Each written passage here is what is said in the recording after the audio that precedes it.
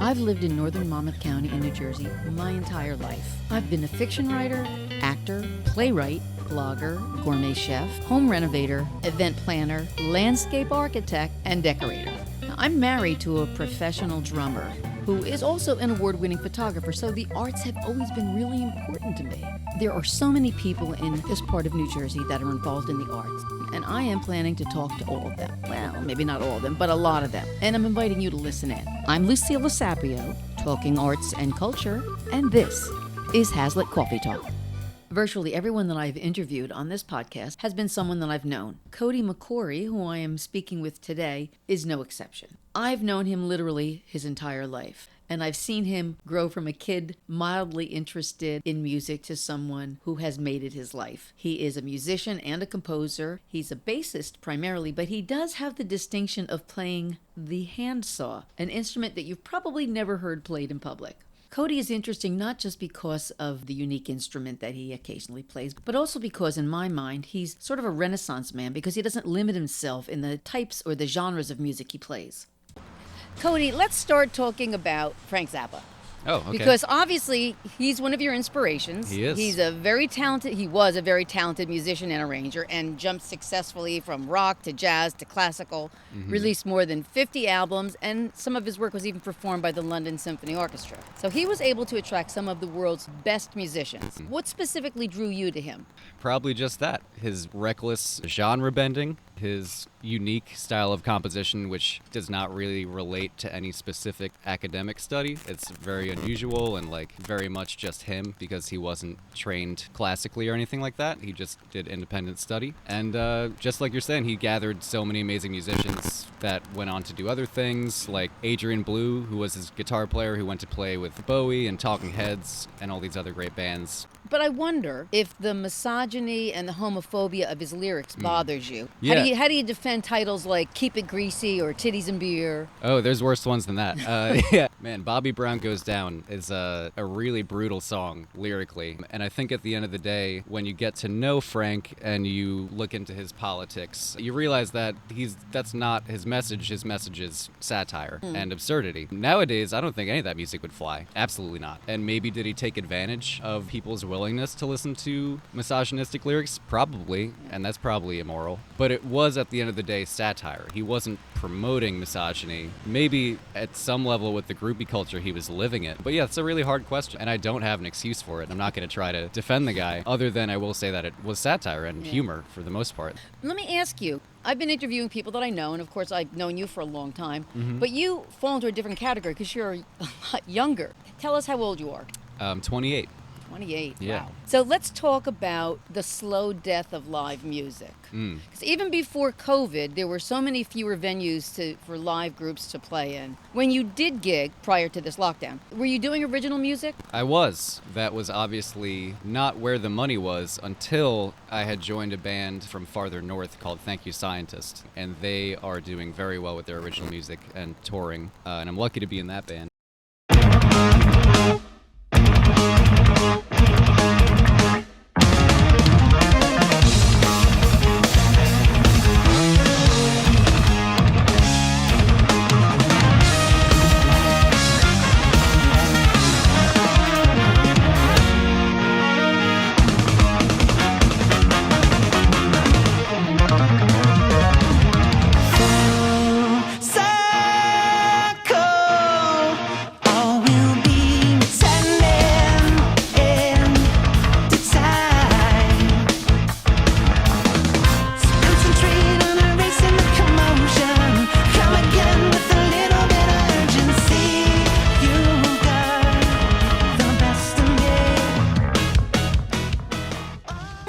Bands are you in? I would say I'm in 4 bands that I would call my band. Thank You Scientist, We Used to Cut the Grass, Karmic Juggernaut, and Homo Sapiens. All of which are sort of diverse, bizarre, kind of progressive rock. But I actively write music for those bands. Do you find it difficult to find venues that are willing to book you knowing that your music might not be recognizable? Oh yeah, progressive rock is not the easiest sell, for sure. It depends though, because some venues like the Saint and places like that are looking for things that are out of left field because that's what they want. They don't want the usual thing.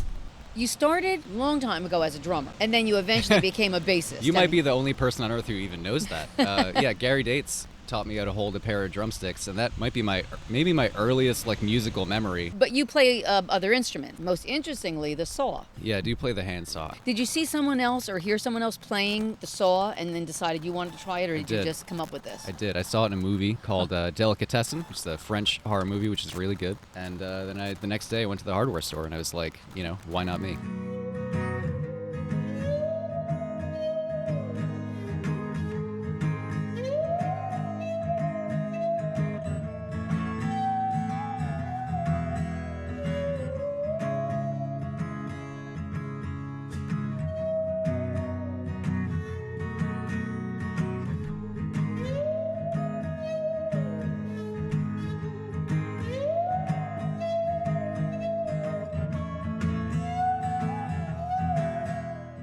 Let's talk about your influences. I've been talking to musicians who play rock, fusion jazz, Motown, R&B, blues. What are the genres that you play, and what influenced you to get into those? That's tough. I think I jump around a lot. As far as like regular side gigs, I do a lot of jazz, traditional jazz, modern jazz, fusion, whatever. I play upright bass too. Jazz was really like my earliest study in music, as far as like learning music theory and stuff like that. Otherwise, it's anything. It's rock. I play country gigs. There's no genre of music that I would turn down or not do if someone hired me to do it.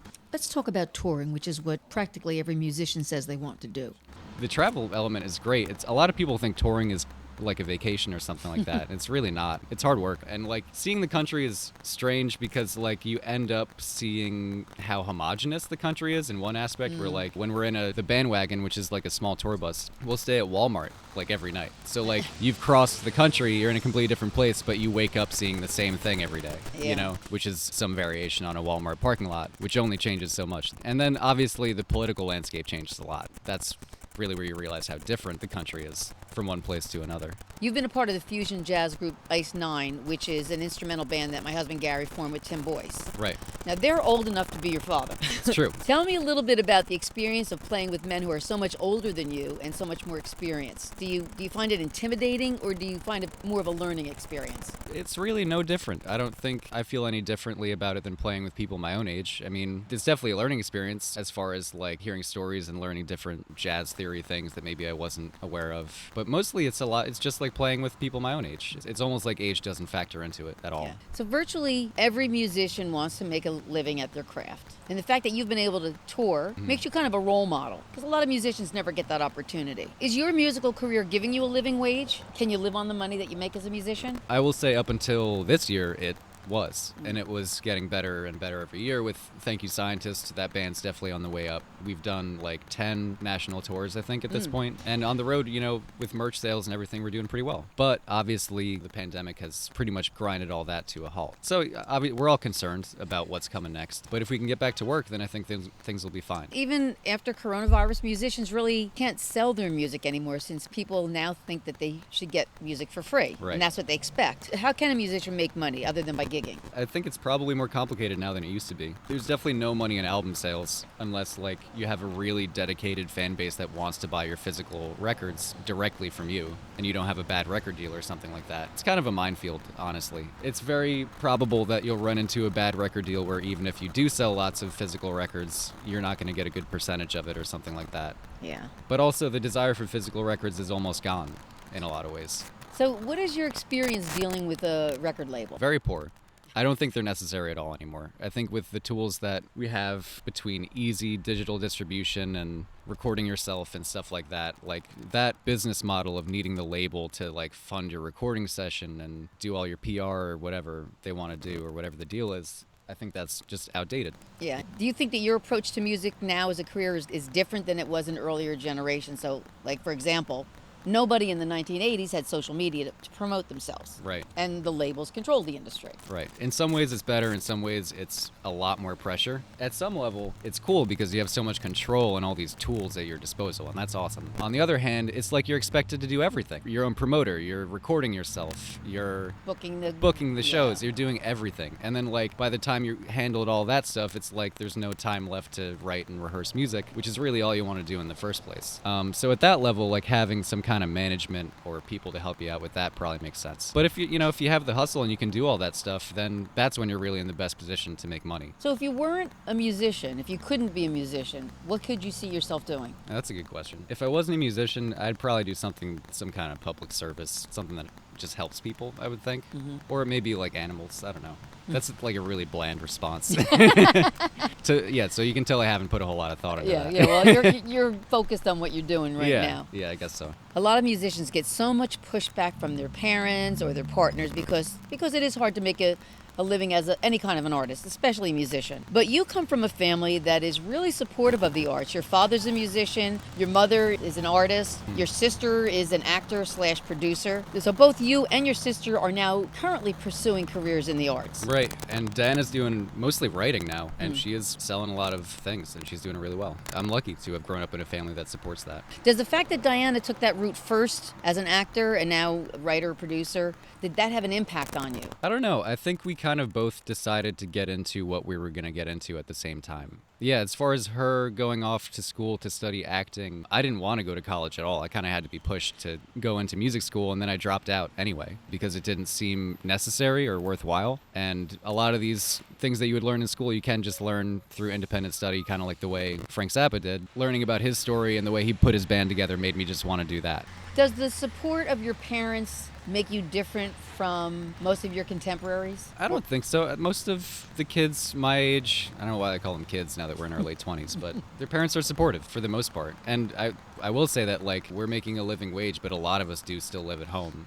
When I married Gary, of course he was a musician, what I saw happening with a lot of other musicians' wives was once they got married, and especially once they had a kid, now you have to get a real job. Yeah. And my attitude was always, you married a musician. You kind of knew what you're getting into. Right. So, like, if you didn't want to marry a musician, you shouldn't have married a musician. Right. It's tough. Yeah, the touring makes it difficult in the, separation. But obviously that's where a lot of the money is, too. Like, if you can play 6 or 7 nights a week and, bring home money, then that makes all the difference in the world. Other than Frank Zappa, are there other musicians who have really influenced you? Oh yeah, for sure. Igor Stravinsky, which kind of ties into Zappa because he was Zappa's primary influence. Growing up, I listened to a lot of Medeski, Martin, and Wood, which is just an amazing trio. A lot of jazz composers, Wayne Shorter, Sun Ra, all kinds of stuff really, but a lot of classical and jazz stuff, I would say, outside of Frank. Yeah, one genre that a lot of people have a problem with is rap.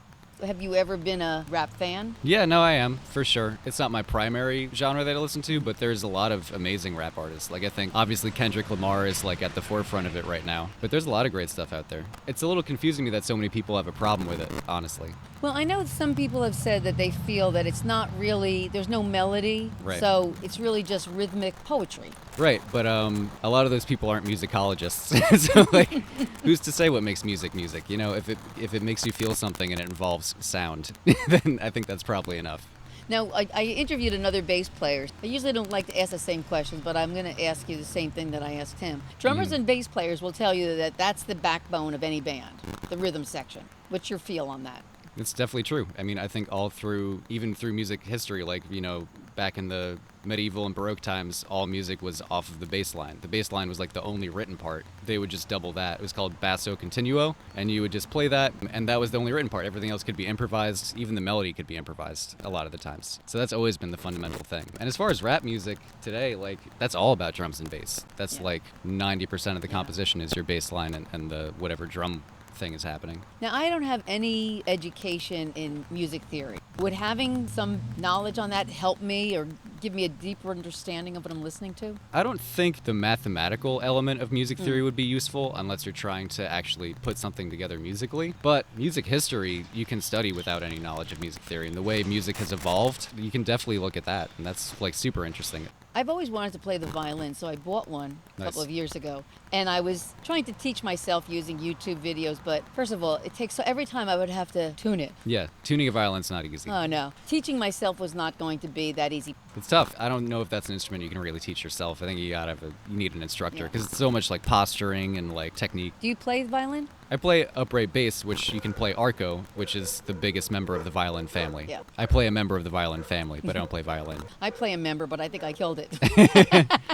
So here's my last question. If somebody told you that they were planning to make a career out of being a musician, two parts, which instrument would you encourage them to play, and what other advice would you give them? As far as what instrument you want to play, I think that's totally dependent on the person. But also, if their goal is to write music and write music for other people, I would suggest piano, because that's just the best instrument to write from. And I'd probably suggest piano as the first instrument to approach anyway, just because like it relates to everything, and all of Western music is kind of built from that instrument. What kind of advice would you give them about becoming a musician as a career? I don't know. Being that I have been able to get a living wage out of it until now is great, but I've fought tooth and nail every step of the way, and it has been like extremely difficult. I don't know if I'm in a position to really be giving advice about that, and being that it's still like such an active struggle for me. Cody, thanks so much for coming today and speaking with me. Really different insight into music than I've heard before. Yeah, thanks for having me. I love the arts and I love to talk, and that's why I'm talking to local artists. And if you like listening, then subscribe to my podcast. You can do it on this page, on iTunes, or anywhere you get podcasts. I'm Lucilla Sapio, and this is Hazlitt Coffee Talk.